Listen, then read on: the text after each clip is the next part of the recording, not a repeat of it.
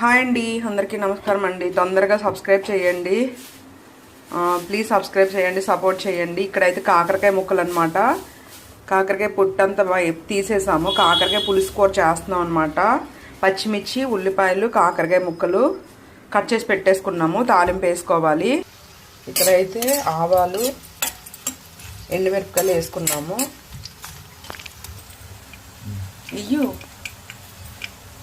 ఎండుమిర్చి వేగిన తర్వాత ఉల్లిగడ్డలు అయితే వేసుకుంటున్నాము.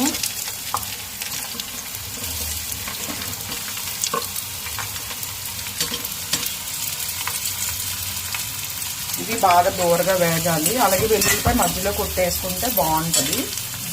పులుసు కూర కాబట్టి నేనైతే ఇప్పుడు వేయలేదు.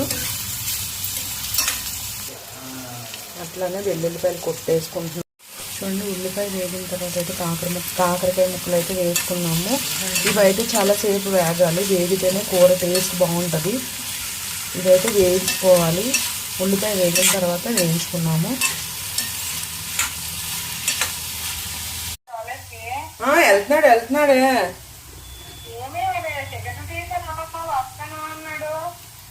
ఆహా, నేనే పంపిలేదు.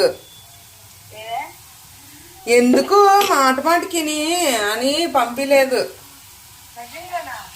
అయ్యో నిజం పిన్ని, వాడు ఇంకా అలాగే ఏది బుద్ధి పుడితే వాటికి వెళ్ళిపోతాను అంటాడు. నేనే పంపిలేదు, లేకపోతే పంపించేదాన్నే కానీ నేనే పంపిలేదు.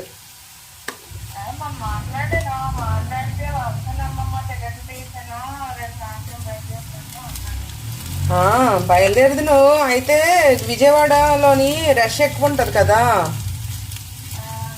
ఇంకా అందులోని కూర్చోగండా లేదా. వీడికి అసలే చిరాకు ఎక్కువ కదా, మళ్ళీ చిరాకు ఎక్కువ, లేకపోతే పంపించేదాన్నే. హాయ్ అండి, ఇదైతే కాకరకాయ కూర, పులుసు కూర అనమాట. చింతపండు పులుసు పెట్టి చేశాను. చాలా చాలా బాగుంటుంది. టేస్ట్ అయితే చాలా టేస్టీగా ఉంటుంది. ఈ వీడియో నచ్చితే ప్లీజ్ సబ్స్క్రైబ్ చేయండి, లైక్ చేయండి, షేర్ చేయండి. ఇదేంటంటే చాలా చాలా టేస్టీగా ఉంటుంది. అదే చింతపండు పులుపు వేసుకొని వండుకుంటే చాలా బాగుంటుంది. అలాగే మీకు నచ్చిందనుకో ఈ వీడియో సబ్స్క్రైబ్ చేసుకోండి. కాకరకాయ పులుసు కూర అనమాట. చాలా హెల్దీ అండ్ టేస్టీగా కూడా ఉంటుంది. చింతపండు పులుపు వేసి కొద్దిగా షుగర్ వేసి చేశాను అనమాట. చాలా బాగుంటుంది. ఫుల్ వీడియో పెడతాను, చూడండి. నచ్చితే కనుక సబ్స్క్రైబ్ చేసుకోండి, లైక్ చేయండి, షేర్ చేయండి. చూడండి ఎంత ఎమ్మిగా కనిపిస్తుందో. చాలా బాగుంటుంది. మాకైతే చాలా చాలా ఇష్టం అనమాట. అన్ని కూరలు ఇష్టంగానే తింటాము.